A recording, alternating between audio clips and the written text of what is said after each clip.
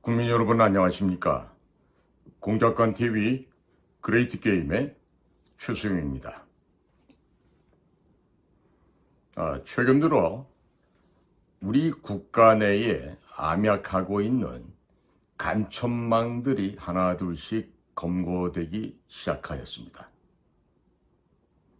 제가 오늘은 이 간첩을 검거하는 소식과 함께 작년 2022년도에 드디어 세상에 언론사의 그 보도로 인해서 보다도 구체적으로 밝혀졌던 육사 출신의 전직 정보사령부 출신 대령이 간첩으로 몰려서 오늘날까지도 재판을 받고 있는 이 참담하고 엄혹한 현실을 고발하고자 합니다.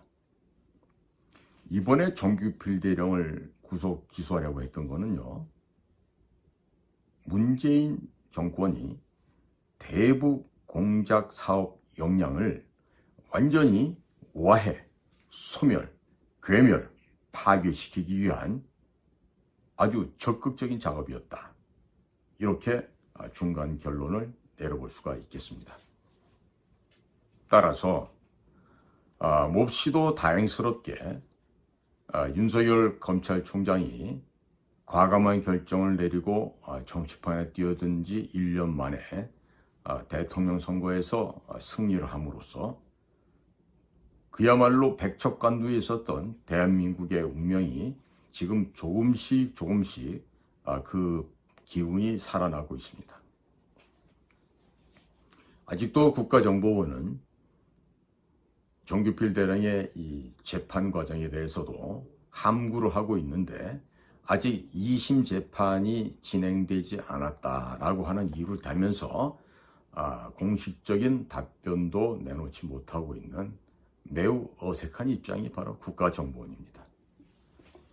이후에 이 정 대령에 관련된 내용들은 국민제안실을 통해서 시민사회수석실에 강승규 수석비서관에게도 전달이 됐었고, 또 그 내용들은 외교안보실에 김태호 1차장에게 전달이 됐고, 그것들이 다시 국정원의 김규현 원장에게도 전달이 되고 했다고 하지만 실질적으로 밝혀지고 있는 내용은 전무합니다.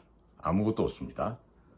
이 사람들은요, 그런 데 대한 생각이 없는 것 같아요.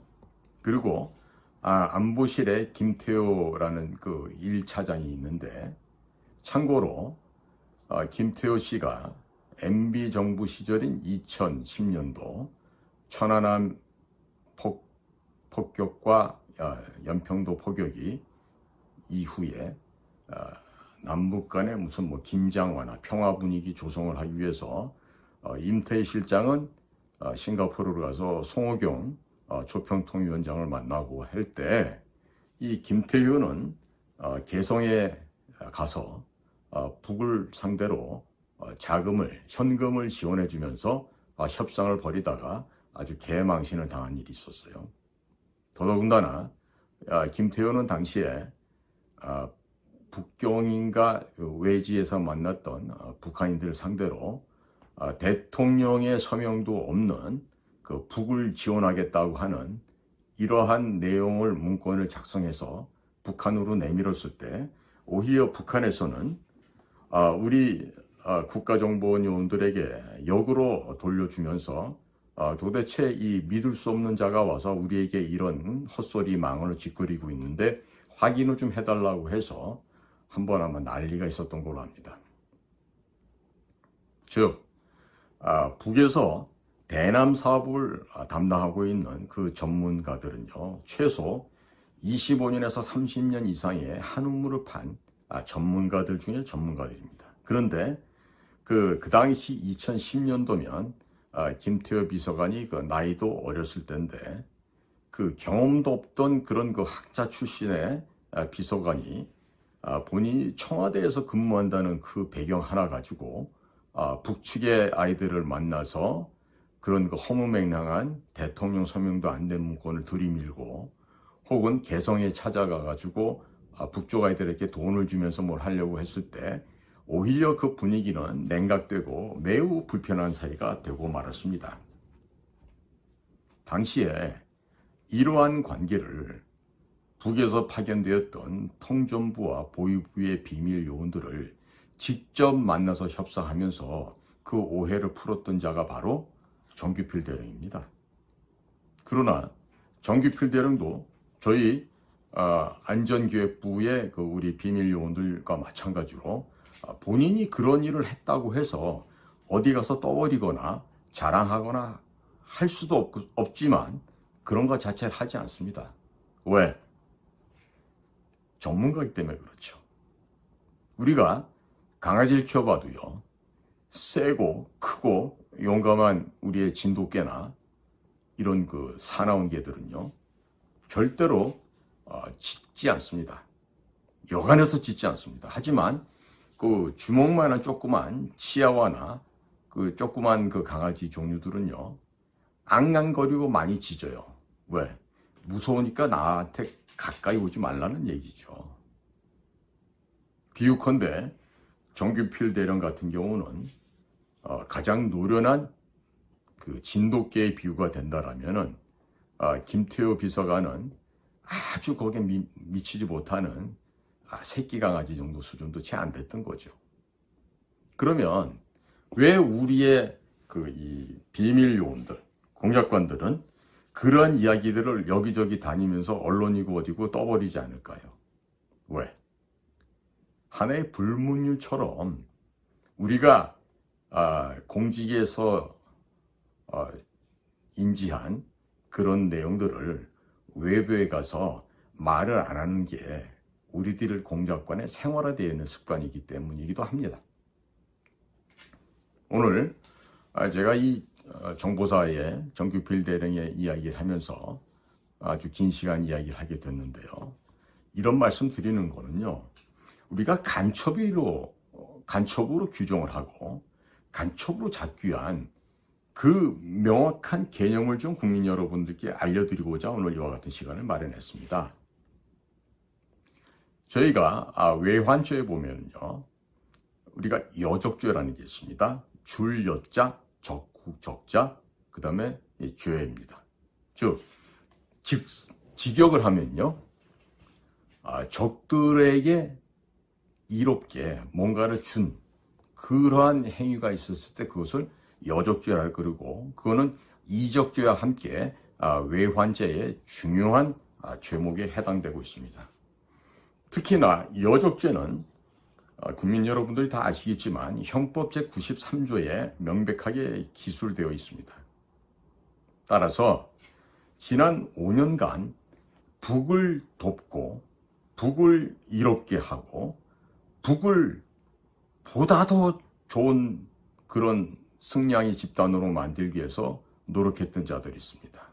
그 대표가 문재인이요, 그와 함께 거짓말과 낭설을 이끌고 다니면서 미국까지 기만하려고 했던 자가 정의용이요, 서훈이란 자고, 이어서 그 설거지를 담당했던 게 박지원인데, 그 주변에는 청와대 안에 있던 NSC 출신들도 아직 많이 남아있고요. 또 국정원에서 차장직의 역할을 했던 사람, 또 기조실장 역할을 했던 사람들 중에도 아직도 드러나지 않은 자들이 많이 있어요. 그러면 서훈 하나만 제대로 발본색원해서 처벌하면 될까요? 그게 가능하다고 생각하십니까? 오늘 정규필 대령이 간첩으로 억울하게 내몰렸던 이 사안을 말씀을 드렸는데, 우리는 이제는 와서 최근에 벌어지고 있는 시엇 기역 시엇 한길회라는 제주도에 발생했던 거, 창원 쪽에 있었던 자유민주 민중전이라고 하는 저 암약하고 있던 간첩 조직들, 전주에 또 다른 여타 지역에서 지금 발견되고 또 이제 체포되어 가고 있어요. 동시에 또 그들과 접촉을 시도했던 이상한 목사들도 지금 발견되고 있죠. 국민 여러분, 지금 우리의 그 안보 의식, 우리가 그 주변에 돌아봤을 때, 좀 이상하다, 좀 수상하다, 이러한 느낌을 받는 경우에 과연 우리는 요즘에 얼마나 그런 것에 관련해서 수사를 하도록 신고하는 정신이 남아있는지 모르겠어요. 이제는요, 배부른 돼지가 말았으면 좋겠다는 생각입니다. 배가 좀 고프더라도 깨어있고 야성과 근성도 있고 또 일할 땐 일하고 쉴 때는 쉬고 하는 그런 그 뚜렷한 대한민국의 근성, 마치 우리가 가장 자랑스럽게 생각한 천연기념물 충견, 우리 진도견이 있죠. 그런 진도에서 그 전문적으로 육성된 우리 진도견처럼 우리들의 이 생각과 바라보는 시각도 보다도 예리하고 또 적확하게 사물을 꿰뚫어 보면서 과연 이 자그마한 우리의 공동체 사회를 어떻게 하면 더 제대로 된 정말로 품위가 있는 우리의 사회 공동체를 만들 수 있을 것인가 한 번 더 생각해 볼 수 있는 계기가 되었으면 좋겠습니다.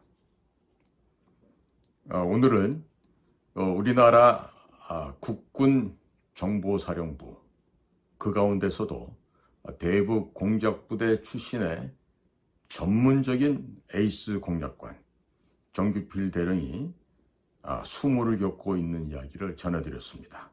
오늘 제 이야기가 좀 부족하다고 생각하시는 분들은요, 인터넷에서 월간조선 정규필 대령 이렇게만 치셔도 그 내용이 검색될 수 있을 겁니다.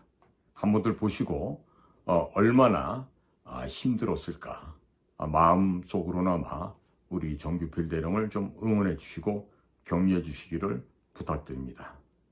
다음번에 기회가 있으면 정규필 대령처럼 그 현역으로 있으면서 핍박받았던 그런 사례들이 또 다른 사례로 해서 월간조선에 보도되고 있는 것들이 있던데 그런 내용들도 국민 여러분께서 이해하기 편하게 쉽게 풀어서 또 설명을 드리도록 하겠습니다. 오늘도 저희 공작관TV 그레이트 게임을 경청해 주셔서 대단히 감사합니다. 건강들 하십시오.